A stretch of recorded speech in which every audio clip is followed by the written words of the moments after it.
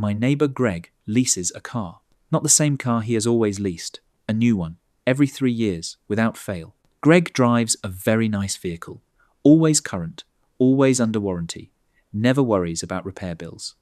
Greg also has a car payment, every single month, for the last 18 years straight, and will have one for the foreseeable future. I have done the math on Greg's situation. Greg does not know I have done this. Greg would probably not enjoy learning the results. Today, I want to show you those results, along with the full picture of what leasing versus buying actually costs. Not the monthly payment comparison, the full cost, every fee, every trap. Every scenario where one choice dramatically outperforms the other. And the answer is not what most car advertisements want you to believe. My name is Donald Cash. Double chin, gold tie, Jerome, who is currently sitting in the passenger seat of my paid-off 10-year-old car, looking entirely unbothered by its depreciated value. I paid cash for my last car. I drove the car before that for 11 years after paying off the loan. I do not have a car payment right now and have not had one for 3 years. I am going to tell you what that decision has meant in real dollars. And I am going to show you exactly when leasing makes sense, and when it is quietly one of the most expensive transportation decisions you can make. Let me start with the actual numbers in 2026, because the data this year tells an important story. Average new car price in May 2026, approximately $48,000 to $50,000. Average new car loan payment, Q4 2025, according to Experian, $767 per month. Average new car lease payment, $613 per month. Average auto loan term, 68.9 months for new cars, nearly 6 years. Average lease term, 36.1 months, 3 years. Total Americans owe in auto loan debt right now, $1,667 billion, $1.67 trillion, the second largest category of consumer debt behind mortgages. These numbers tell you something important before we even start comparing. Americans are spending an enormous amount of money on vehicles, and most of them are doing it in a way that maximizes monthly cash flow while potentially minimizing long-term wealth. Let me show you why. First, what is a lease and how does the payment actually work? Because most people who lease a car do not fully understand what they are paying for. When you lease a vehicle, you are not buying it. You are renting the use of it for a specified period, typically 36 months, at a specified mileage limit, typically 10,000 to 12,000 miles per year. Your monthly payment has 3 components. 1. Depreciation charge. The difference between the car's current value and its projected value at the end of the lease, divided by the number of months. 2. Finance charge. The interest you pay on the combined current and residual value of the vehicle, calculated using something called the money factor, which is the lease equivalent of an interest rate. To convert a money factor to an approximate APR, multiply by 2,400. 3. Sales tax. In most states, applied monthly to each payment rather than on the full vehicle price up front. Here is a specific example. A 2026 Toyota Camry, MSRP approximately $35,000. Residual value after 36 months, approximately 57% of MSRP, about $19,950. Depreciation over 3 years, $15,050. That is $418 per month, just for depreciation. Money factor at current rates, approximately 0.000175, which converts to an APR of approximately 4.2%. Finance charge on this vehicle, approximately $93 per month. Sales tax at 6%, approximately $31 per month. Total lease payment, approximately $542 per month. Now, the advertised payment you see in the commercial might be $419 per month. What explains the gap? 3 things. First, the advertised payment assumes Tier 1 credit. If your credit score is below 739, your money factor gets marked up. The monthly payment goes up.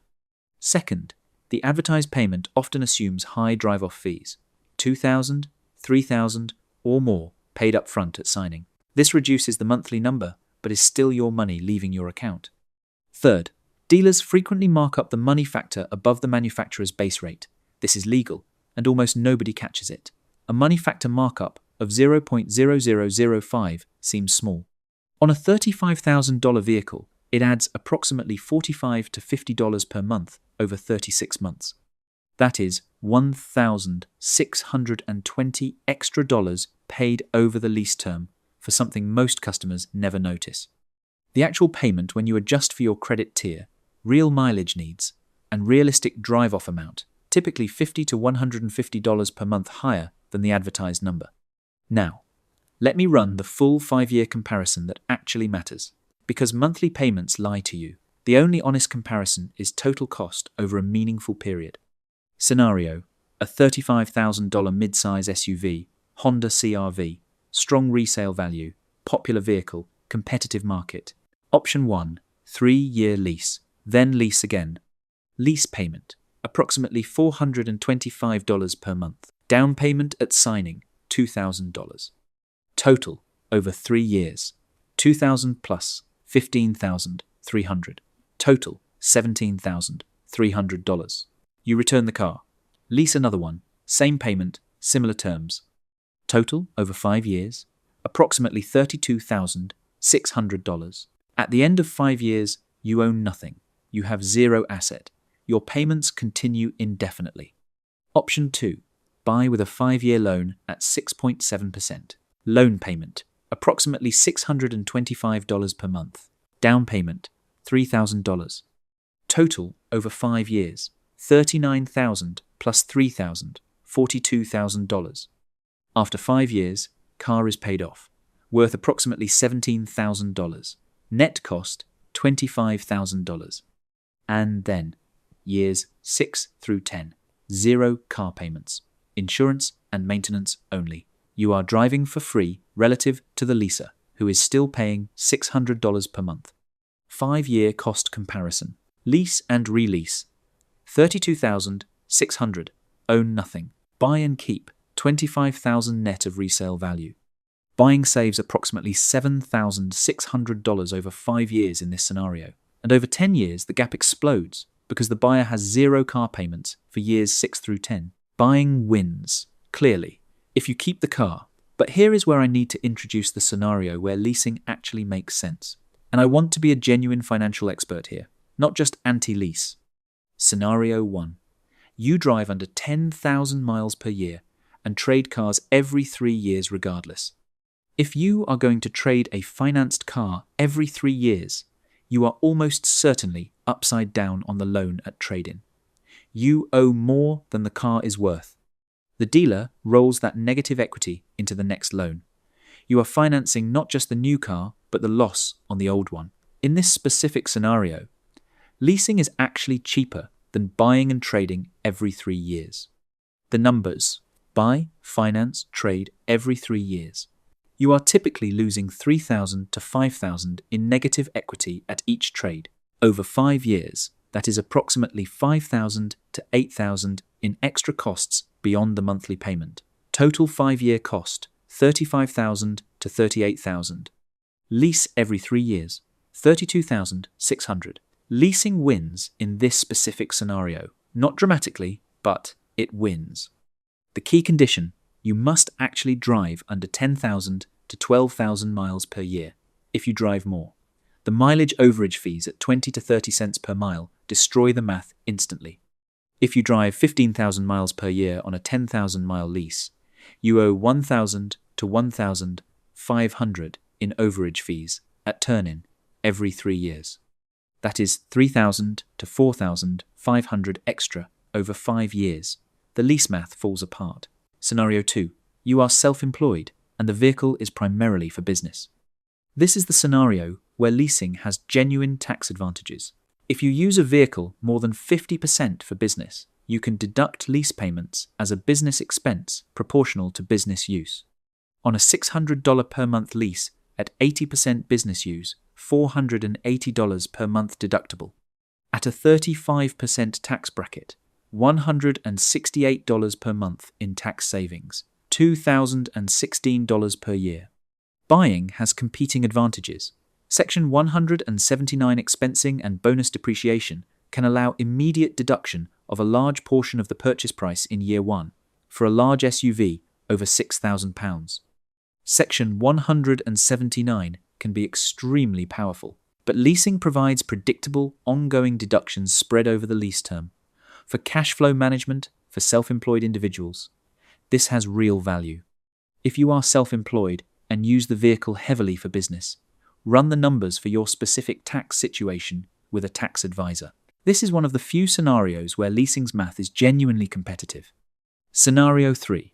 Electric vehicles in 2026. EV depreciation is brutal. Most non-Tesla electric vehicles lose 40 to 60% of their value in the first 3 to 5 years. If you buy an EV that loses 50% of its value in 3 years, you have absorbed that depreciation directly. If you lease an EV for 3 years, the leasing company absorbs the residual value risk. Whatever the car is worth at return is their problem. Additionally, the federal EV tax credit of up to $7,500 currently applies to leased vehicles through a different mechanism than purchased vehicles. The leasing company receives the credit and may pass it through as a lower capitalized cost or direct payment reduction. For EVs specifically, leasing deserves serious consideration. The technology is changing rapidly, the depreciation is severe, and the tax credit mechanics may favor leasing. Now let me talk about the hidden fees and traps, because this is the part of the lease conversation that most content skips. Trap 1. Acquisition fees. Most lease contracts include an acquisition fee charged by the leasing company at origination, typically $500 to $1,000. It is not part of the monthly payment breakdown most people see. It is added to the capitalized cost or charged separately at signing. Ask specifically, what is the acquisition fee? It is non-negotiable with the leasing company, but knowing it exists prevents you from being surprised. Trap 2. Disposition fee. When you return the car at lease end and do not buy it or lease another vehicle from the same manufacturer, you often owe a disposition fee, typically $300 to $400. It is in the fine print of your lease contract. Most people do not notice it until they are returning the car. Trap 3. Excess wear and tear. Leasing companies have standards for acceptable wear and tear. Minor scratches, acceptable. Dents, significant paint chips, worn tires, torn upholstery, cracked glass, chargeable. The definition of excess wear is written by the leasing company, not by a neutral party. Disputes happen. Additional charges at turn-in of $500 to $2,000 are not unusual. If you have children, pets, or an active lifestyle, factor this risk into your lease calculation. Seriously. Trap 4. Early termination. Life changes. You might need to exit a lease early. Job change, relocation, financial stress. Exiting a lease early is expensive. The early termination penalty is typically the sum of remaining payments plus additional fees. It is not like breaking an apartment lease where you forfeit a deposit. If you are in month 12 of a 36-month lease and need to exit, you could owe $15,000 to $20,000 on a car you do not own. Buying gives you an exit. You can sell the car, private party or dealer. You may take a loss if the market has turned, but you have an exit. A lease exit is painful by design. Trap 5. The money factor markup. I mentioned this earlier, but I want to emphasize it. The manufacturer sets a base money factor for each model each month. The dealer can mark this up without disclosing it as interest. To protect yourself, ask the dealer to state the money factor explicitly. Then look up the current manufacturer base rate. Multiple automotive sites track these monthly. If the dealer's money factor is higher than the manufacturer's base, ask them to match the base rate. Most customers never ask. Most dealers never volunteer the information. This single step can save you $1,000 to $3,000 over a lease term. Now, the opportunity cost argument, the one most car content ignores. Both leasing and buying have different monthly payment levels. What you do with the difference matters enormously. Average lease payment, $613 per month. Average buy payment, $767 per month. Monthly difference, $154. If you lease instead of buy, and invest that $154 monthly difference in a dividend ETF, returning 8% annually for 5 years. 5-year accumulated value, approximately $11,300. That does not fully close the gap between leasing's total cost and buying's total cost in the keep it long-term scenario, but it is real money. And it demonstrates that the lease and invest strategy is not irrational if you actually invest the difference. The problem: most people who lease do not invest the difference. They spend the difference on the slightly nicer apartment, on the extra vacation, on the slightly more expensive dinner. The lease and invest argument requires genuine discipline that most people do not apply. If you will not actually invest the difference, the lease math gets worse. You pay more over time and accumulate nothing. Here is my honest ranking of what to do with a vehicle in 2026 inches order of financial efficiency. Number 1. Buy a reliable used car with cash or minimal financing. Keep it for 10 or more years. The cheapest transportation by a wide margin over any decade-length period. Yes, you have maintenance costs. Yes, you do not have the newest technology, but you have zero monthly payment for most of the holding period. The objection I hear: I want reliability. I do not want repair bills. The answer: a 3 to 5 year old Toyota or Honda with 80,000 miles has a well-documented reliability history. Major issues are known and disclosed by the used car market pricing. The repair bills on a reliable used car are substantially less than the payment difference between new and used. Number 2. Buy a new car with a loan. Pay it off. Keep it for at least 8 to 10 years. This is what I do. Slightly more expensive up front than buying used, but gives you the factory warranty for the first years of ownership and better financing rates than used vehicles. The total cost over a decade, including maintenance, insurance, and depreciation, is manageable, and you reach the payment-free years. Number 3. Lease, but only if you meet specific criteria. Under 10,000 miles per year. Short-term car relationship by preference. Self-employed with meaningful business deduction. Or an electric vehicle where technology change and depreciation risk favor leasing.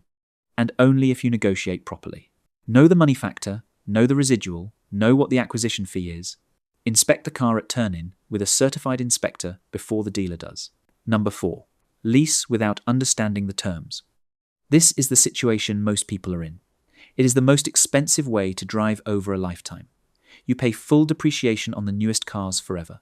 You never reach zero payments. You never build equity. And you pay for the dealer's markup on the money factor for 36 months without knowing it existed. Back to Greg. Greg has leased continuously for 18 years. Let us estimate his total payments. 3-year leases, each with a drive-off of approximately $2,000 and monthly payments of approximately $450 to $500 per month on average across those years. 18 years, 6 lease cycles. Total monthly payments, 6 times 36 times 475, approximately $102,600. Total drive-offs, 6 times 2,000, $12,000. Estimated disposition fees and excess wear charges, approximately $3,000 total. Approximate total spent on vehicles over 18 years, $117,600. Current value of vehicles owned by Greg, 0. That $117,600 built nothing. No asset, no equity, no paid-off vehicle, generating years of payment-free driving. If Greg had bought and kept vehicles, his transportation cost over 18 years would have been approximately $55,000 to $70,000 net of resale value. He would have driven for free for a substantial portion of those 18 years. The difference: approximately $50,000. Greg has a very nice car. I will give him that. Jerome, from the passenger seat of my paid-off car, appears unconcerned. Here is the summary. For most people, in most situations, buying and keeping a vehicle for 8 to 10 or more years is the lowest total cost transportation strategy available. For a specific minority, people who genuinely drive low miles, genuinely trade every 3 years, are self-employed with real business use, or are driving electric vehicles. Leasing has a defensible financial case. For everyone, understanding the money factor markup, the acquisition fee, the disposition fee, the excess wear charges, and the early termination penalty before signing is non-negotiable. These are not fine print tricks. They are significant dollar amounts that belong in your calculation. And for anyone leasing right now and feeling the math does not quite add up, it probably does not. Run the 5-year comparison on your specific vehicle, not the monthly payment comparison. The total cost comparison. You may find that your next vehicle decision looks different. Jerome has moved from the passenger seat to the back seat. He prefers the view. The car still runs perfectly. My tie is still tight. And the portfolio is still working. Let the money do the work, including the money you are not spending on a car payment you did not need to have. In the comments, are you currently leasing or have you recently leased a car? And if you lease, do you know what money factor your dealer used? I reply to every comment. Donald Cash, out.